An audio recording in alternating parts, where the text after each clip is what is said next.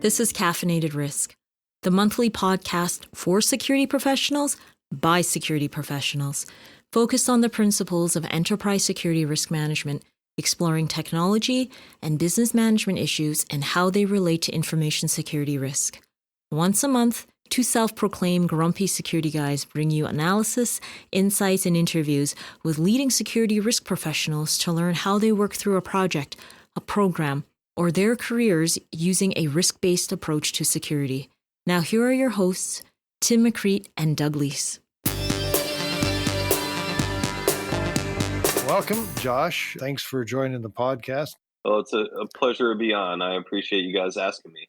Yeah. It's funny when I was texting Josh and I said, I really like what you're doing. I wonder if you'd be interested in speaking on a podcast. We talk mostly about enterprise risk management. And he said, no, that's something I know a lot about.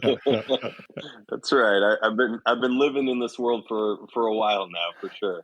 Yeah. And when I looked at your blog, I was really taken by the story.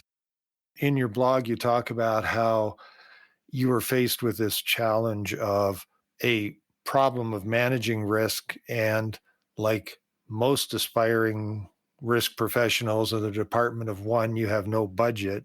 Yeah. But rather than whine about it, you wrote your own tool. Yes. And then went on to use it day to day. Yeah. You don't seem like your average startup person who creates a piece of software and then wants to turn around and sell it for $100 million or something. Definitely not. Very, very far from it, in fact. So for those who don't know the background, I'm a security practitioner, and I was actually running the information security program for a large $1.6 billion a year publicly traded organization. And my VP came to me one day and she said, Josh, I heard about this risk management thing. Can you figure it out for me? And I said, yeah, I can do that. I did a lot of research. I came across the NIST 800-30 framework for risk management. I said, this is what I want my program to look like. But the piece that I struggled with was the tool set. Mm-hmm. I started off using Excel spreadsheets, very quickly realized that they wouldn't scale. Yeah. I used a homegrown Lotus Notes database for a little bit. And then I started looking at the big GRC suites that are out there. I found one that I liked. I sat back down with my VP and I said, hey, you asked me to look into risk management. Here's what I've learned. And here's the tool that I need to do my job. And I put a quote on her desk. It was for about $500,000. And she laughed at me. She said, Josh, your budget is $0. Go figure it out. And so I was stuck between a rock and a hard place. I couldn't afford the big GRC suites. The Excel stuff wasn't going to scale for me. And so to your point, Doug, I ended up writing something. The very first version of SimCourse I actually wrote for myself, for my risk management program. But it was something that was useful. I got a lot of value out of it. And so I ended up giving a talk at the B-Sides Austin conference back in March of 2013, talked about risk management and what I had learned. I always hated when I would go to these security conferences and people would talk about the problems in our industry and then mic drop and walk away. I wanted to leave them with a solution. So I took this tool that I wrote, I called it SimCourse, and I released it free and open source to the community. And a really cool thing happened. People started to use it. They started to come back to me and, hey, can I pay you for support? Can you host it for me? And so the business of SimCourse grew out of that free and open source product. Wow. And the cool thing is today we still have that free and open source product. And, at least in my mind and everybody who I talk to, it's better than those Excel spreadsheets. It gives you a purpose-built risk management, governance, and compliance tool, that has reporting and, all the different features and functionality, and you don't have to pay for it, which is, in my opinion, it's a great way for me to be able to give back to the community that's done so much for me. Mm-hmm. So, yeah, I mean, the goal never was to make millions of dollars. It never started that way. And, I feel very fortunate to be in the position that I am where, we can have employees and we can support customers and things like that, while at the same time having something that, other people can use that can't necessarily afford a big GRC suite. So, Josh, that first iteration that you came up with and you brought back into the company that you worked for, what was the response from your VP or from your company when you were? So you bring this thing other than an Excel spreadsheet and you bring it into the office and you start kicking the tires and showing people. What was the reaction? What did you get from your VP and from your team? Yeah, well, let's be clear. When I first created SimCourse, it was nothing like it is today. Okay, fair. Fair enough. We've evolved, right? Yeah. That was 9 years ago. Back then, it was a page to submit my risk, so just a form. Yep. It was a page to view the risk that I just submitted, and it was a page that listed all the risks that were in my system. But it was a risk registry. And so, I think from my VP standpoint, I had accomplished exactly what she had set out to make me accomplish, right? That, we can't afford the big GRC suite. The Excel stuff isn't going to work. And so, she told me, your budget is zero, go figure it out. And that's what I did. I figured it out. That's awesome. That's awesome. I mean, I kind of wish I had have met you probably the same time, because I got stuck paying that $500,000 bill and wasn't Oh my happy with the God. product that I got. So yeah, Yeah. yeah, Well, unfortunately, that's a very common story. People talk about, the big GRC tools and how it's a multi-year implementation. yep, yep, If they actually ever finish it, they talk about, numerous full-time employees that are running the tool, not entering risk, not, doing the risk management process, but just keeping the tool afloat. And, we talk to customers all the time. They're kind of stuck in that, I don't know, that GRC hellhole where they're, still, we bought this, tool X years ago and it's shelfware, and that sucks, right? yep. I've been in that CISO seat. I know exactly what it feels like to buy something that you're not using. And I know that, the eyes of your VPs, your leadership team are upon you, and they're going, well, we bought that. Why isn't it working? Why aren't you able to do Yeah. that? The interesting thing with Simple Risk is, when I first started selling Simple Risk, I always thought that the price point would be the most compelling thing. And, we still, the price point is very compelling. But the thing that I've learned after talking with customers year after year is it's the simplicity.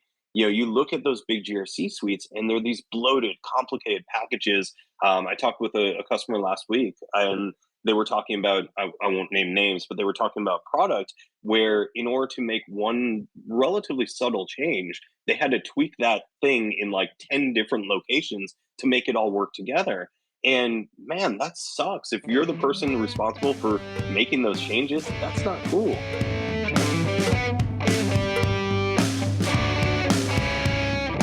You pay for an enterprise class product, and then you have to have an entire enterprise to support the product. That's kind of what drove me nuts over the years. Was it just became so problematic that you knew going into the project, your investment cycle was going to be at least 24 months, and that you had to have at least 3 or 4 people to help manage this thing to get it up and running. And then you had to be able to sell the idea of what's the ongoing operational support after year one, and what does that look like? And it just, it got complicated. Yeah. Really, it got complicated quick. Let's talk about that for a second, because risk management at its basics really isn't that complicated, right? It's the idea that we need to have some sort of a registry, a place to keep our risks, the stuff that we find. We need to make sure that we're planning mitigations. What are we going to do to address these risks? We need to make sure that management is involved in this process. And that's kind of a key thing. Mm-hmm. A lot of times security practitioners feel like they're Atlas with the weight of the world on their shoulders. And the way that we get the weight of the world off our shoulders is by involving management, by having management be the ones who are, reviewing these risks. Our job as security practitioners is to assess the risk, it's to convey the risk, but it is not to accept the risk. And then the last piece is understanding that risk management is a cyclical process. We don't just review our risks once and forget about them. We need to make sure that we are re-reviewing our risks on a regular basis. So, if you're looking at the process like that, it's very simple. It really is. I don't need a big, bloated, complicated tool to follow that process. A very simple database will do that for me. If you've ever had the opportunity to sit inside of the risk committee, and I'm not talking about the security risk committee, I'm talking about the enterprise risk committee, Mm-hmm. the risks that the enterprise cares about are very different than the risks that the security guy cares about, right? Yeah. From the security guy perspective, you're like, CVE, whatever, or, this particular vulnerability, or we heard about this O-Day. We may get into things like worms and viruses and whatever. Those are the kind of risks that we're often concerned about. When you start looking at the organization, the enterprise, the risks that they're caring about are things like loss of life. They're things like, all of our customers leaving us. And so, this was part of what we talked about in our presentation at B-Sides Vancouver that Doug picked up on. The idea that anytime we're presenting risk, it needs to be done in context, Mm-hmm. and that's context within the organization. So, John and I use this kind of pre-canned example where we said the risk is a 10, right? And I basically said the risk is a 10, but it was something relatively simple. Attackers compromise the system or something like that. And he said, John told me in the presentation, he was like, Josh, you know, I hate the fact that this is a 10. Why is this a 10? You and I both know that this isn't a 10. And the reality is, when you start looking at it in terms of context, it's not. When I look at that particular issue, let's say it's a remote code exploit or something like that of a single system, in my security world, maybe that's a 10. But if we step outside of that world and we look at IT, it's not a 10 in the IT world. IT world 10 is a data center goes down, right? Right. We step outside that and we start looking at the business. Well, the 10 in the business world, like we said, is loss of life or something like that. So, contextualizing our risk is really critical. Has that changed though, Josh? Like, when you talk to your clients or talk to CISOs or security professionals who buy the platform and they start using it and they start seeing the value of it, or they start appreciating and understanding what they can do, or how they can now represent it, have you seen a change in how they look at it, or what's their perspective of the risks that they're dealing with now? I don't know if I see a change immediately. I think that's something that comes with maturity. When we first start looking at risk, oftentimes we're only thinking about the risks that we care about, and so that context, that scope is very, very small. It's narrow, and then what happens is you start to kind of come to this realization. And for me, at my old company, it was as soon as people started seeing me as the expert, and I'm talking people outside of my organization, they started seeing me as the security expert. They started dragging me into these other meetings to talk about product or HR or whatever. And it was at that point where I started to kind of get this realization that they all had risk. Trade compliance had risk, legal had risk, HR had risk. It wasn't just the stuff that I was dealing with in my kind of limited IT scope. There was way more out there. And then I started getting involved in that risk committee that I talked about, where I started to see the actual enterprise level risk that we were concerned about. And so, to your point, I think that when you first start out, you don't realize that there's this great big world out there that's bigger than you are, and it very quickly kind of snowballs from there. Especially in the cybersecurity world, because like every other profession or group of practice, there we are. There we go. I'm not sure what we are yet. We're not Yep. quite a profession, but a bunch of people that get together and really dig into this. And these seem like very big deals, but then you look at the attendance numbers. More people go to Comic-Con than go to DEF CON by a lot. Yeah. Yeah. And so, most people don't care about the stuff that a cybersecurity person gets excited about. But when I look at an organization that goes out of business, and that's ultimately the biggest concern for any business, sometimes it's to do with cybersecurity, but a lot of times it's due to market change.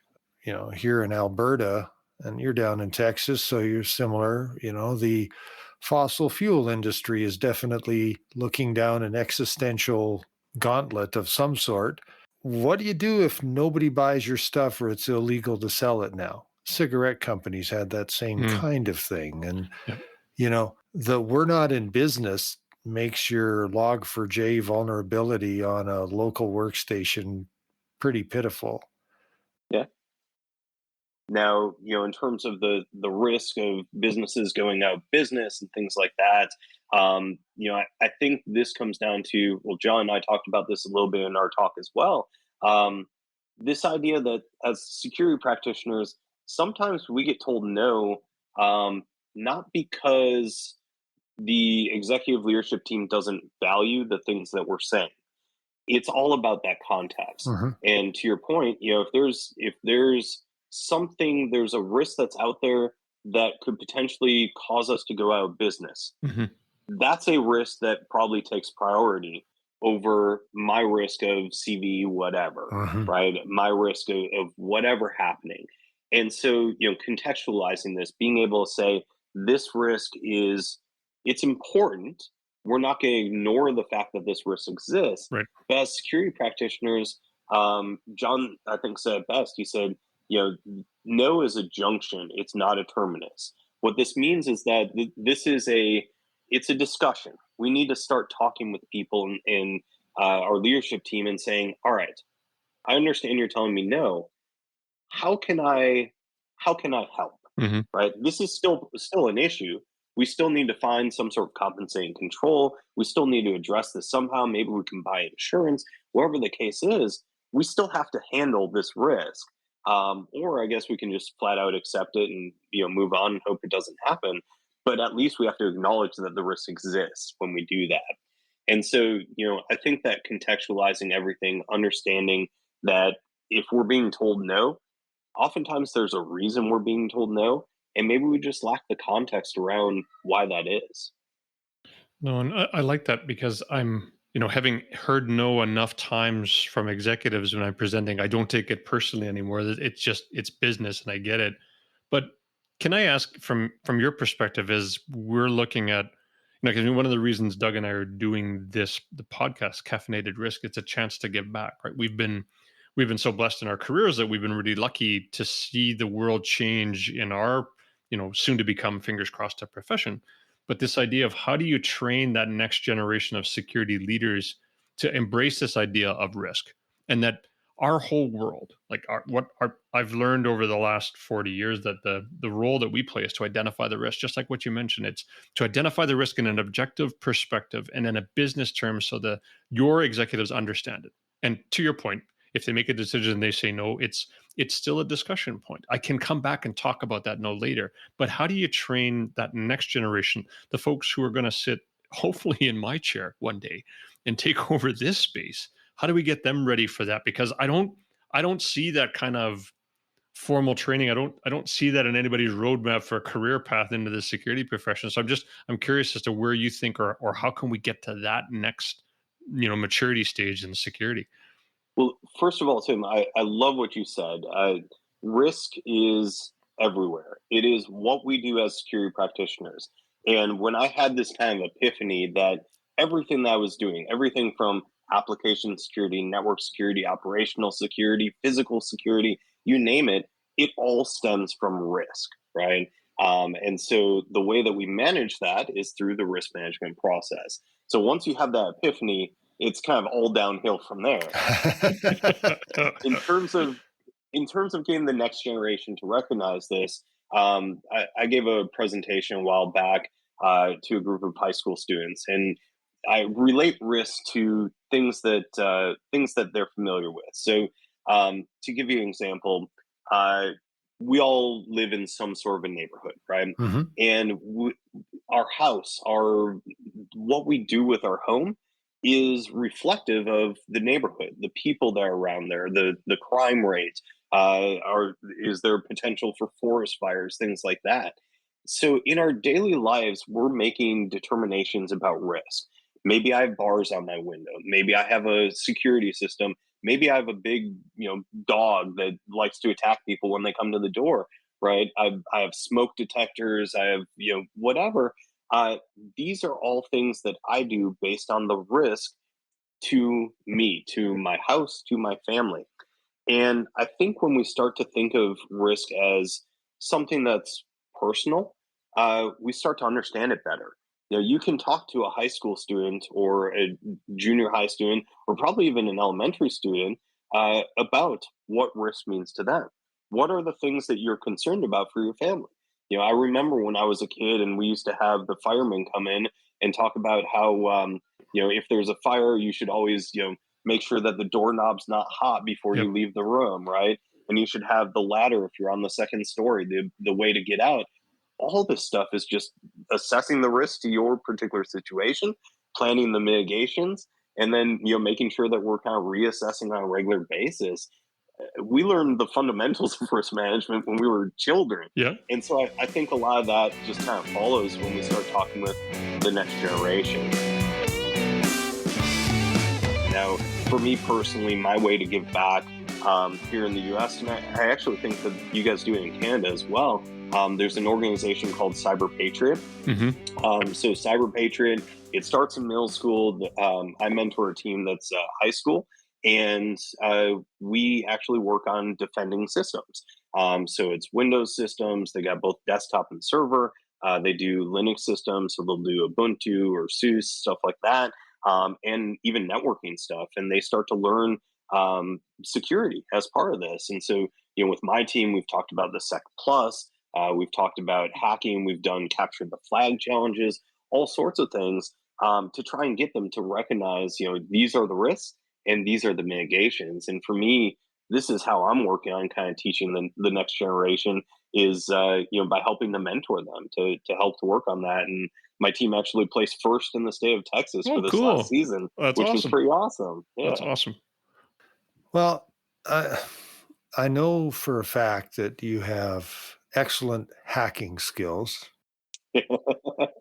Josh has been a real contender in the B-Sides Calgary ones each year. So That's awesome. Yeah, I actually took home a Hack 5 kit from you guys a couple of years ago.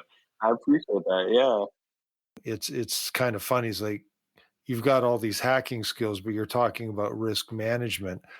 And the one thing that sort of sits in the back of my mind is like, yeah, it's just a computer. It's not a big deal, except for the fact that how the business runs relies on that information working, that flow being trustworthy. Mhm. So, how do we make that linkage back to this significant risk to your organization is actually tied back to those 8 computers? And I Yeah. have a feeling it's something to do with how you track your assets and how you link them together. But Yeah. that's just my No, gut feel there.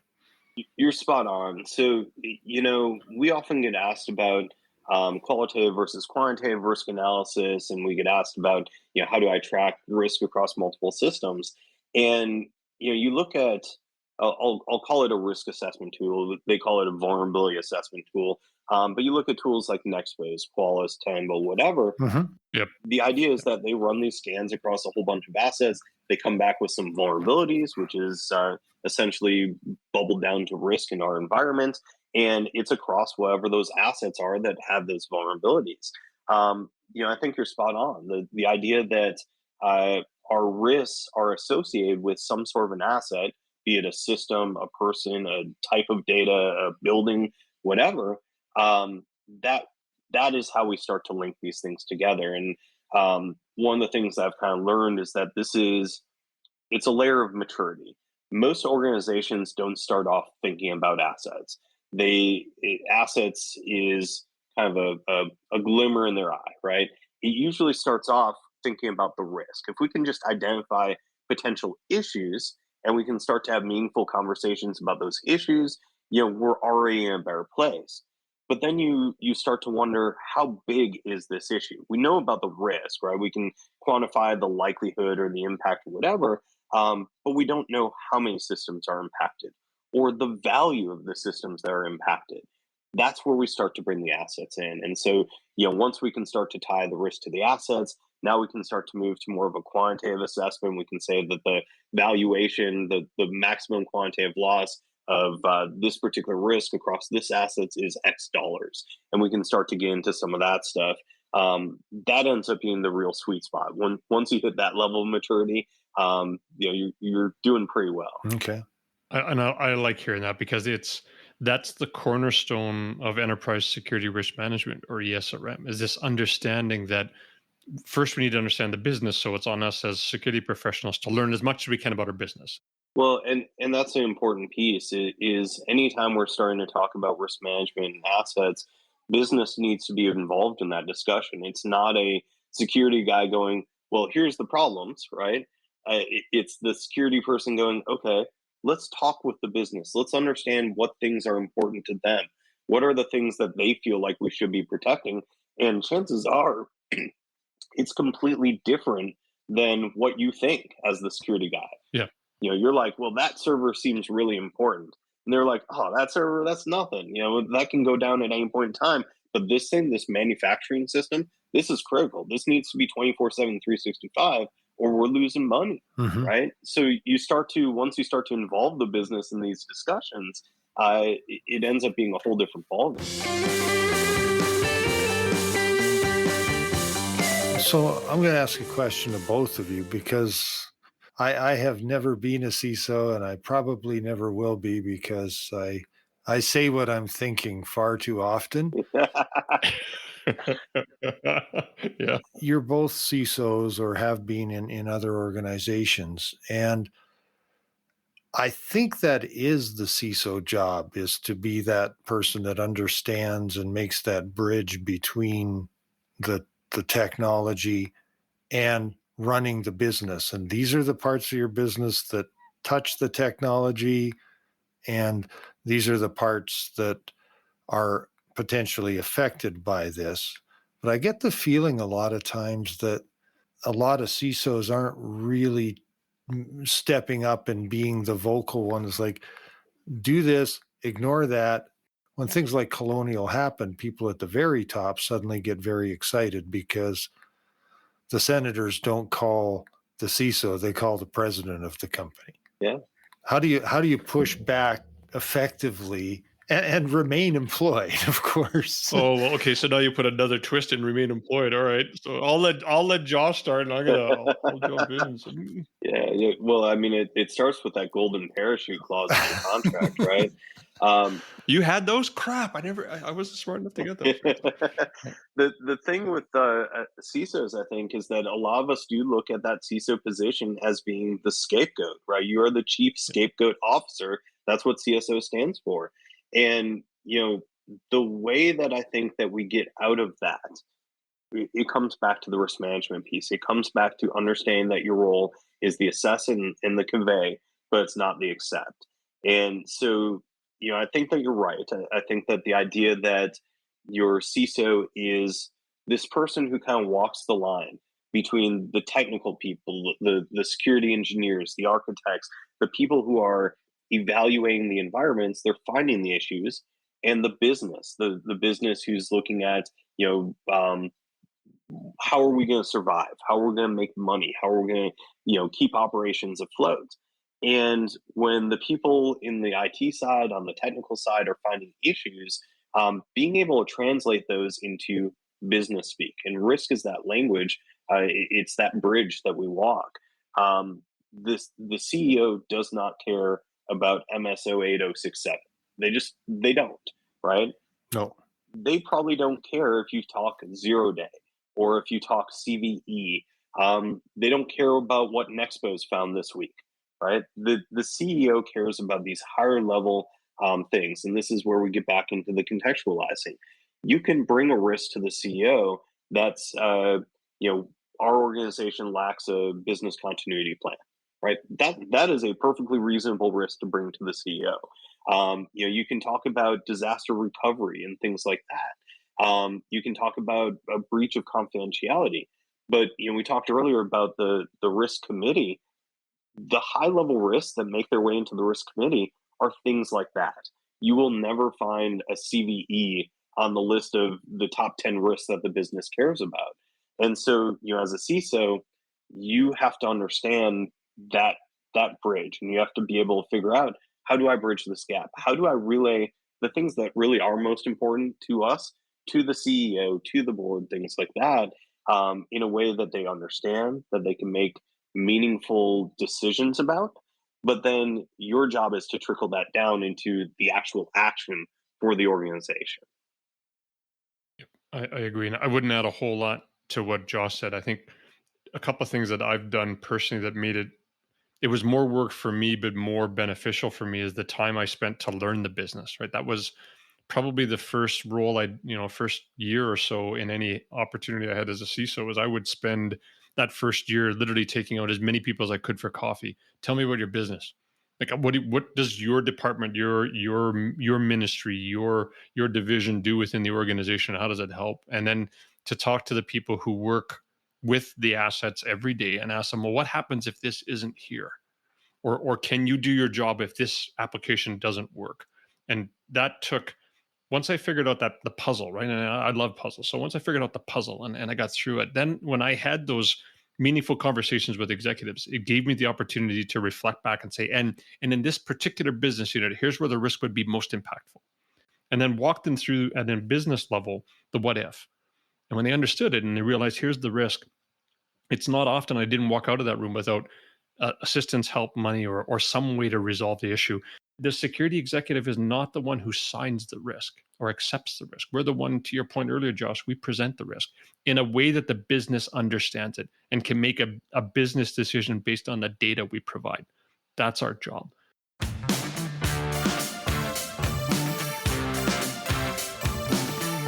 Thanks for listening to the latest podcast from Caffeinated Risk. Make sure you visit our website, caffeinatedrisk.com, to stay up to date on what we've been working on. Our website has bios of our podcast guests, posts about topics we're passionate about, and even a library reference material we find valuable in the work we do every day. And don't forget to subscribe to Caffeinated Risk on your favorite podcast service. This way, you'll be notified when we release our next podcast, and you can listen to our previous guests just in case you missed them. Thanks so much for listening to Caffeinated Risk.